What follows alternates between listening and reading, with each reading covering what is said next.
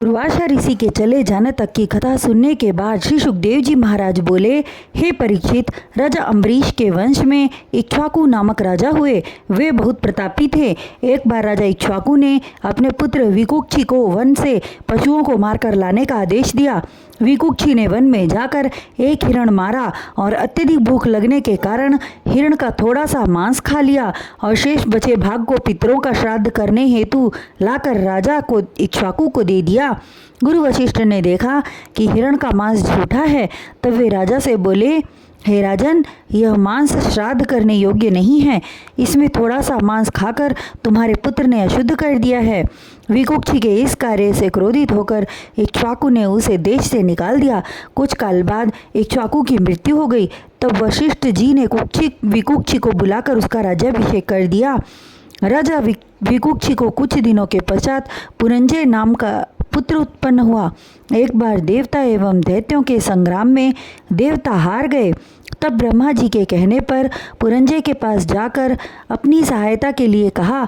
तब वे बोले, हे देवराजेंद्र, मैं तुम्हारी सहायता करूँगा, किंतु युद्ध करते समय मेरा बल इतना अधिक बढ़ेगा कि हाथी घोड़ा आदि मेरे भार को नहीं उठा सकेंगे।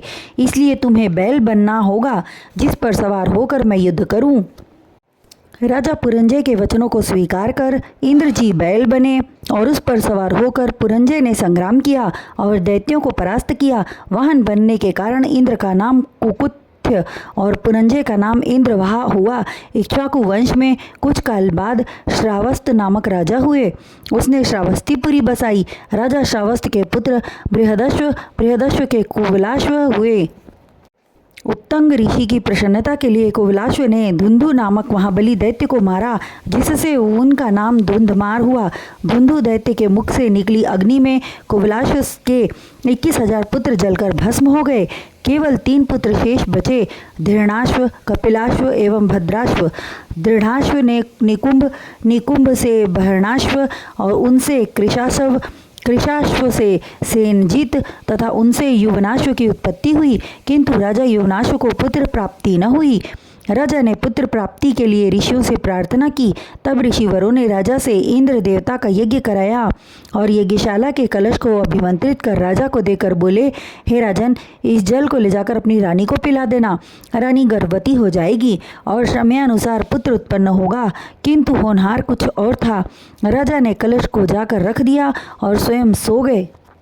रात्रि को उन्हें बहुत जोर की प्यास लगी और भूलवश कलश में रखे जल को उठाकर पी गए। प्रातःकाल ऋषियों से यह बात ज्ञात हुई। तब वे राजा से बोले, हे राजन, श्री नारायण की यही इच्छा थी। अब तुम्हारे पेट से पुत्र उत्पन्न होगा।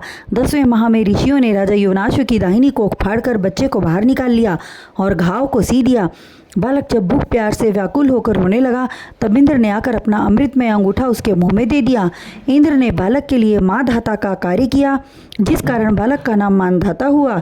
तत्पश्चात मानधाता को अम्बरीश, पुरुकुत्स, मुचुकुंद आदि पुत्र एवं 50 कन्याएं उत्पन्न हुई। उन्होंने उन 50 कन्याओं को सौभरी ऋषि के कहने पर शाप के डर से उन्हें ब्याह दी। सौभरी ऋषि ने अपने योग बल से सुंदर स्वस्थ शरीर धारण कर उन कन्याओं के साथ सुखपूर्वक भोग विलास किया। कुछ काल इसी तरह व्यतीत हो गया।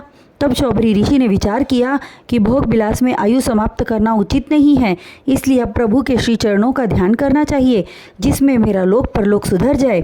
तत्पश्चात वे पत्नियों सहित वन में जाकर तप करने लगे और योगाभ्यास द्वारा तन का त्याग कर बैकुंठ धाम को चले गए। उनकी पत्नियों ने भी उनके साथ देह का त्याग कर दिया।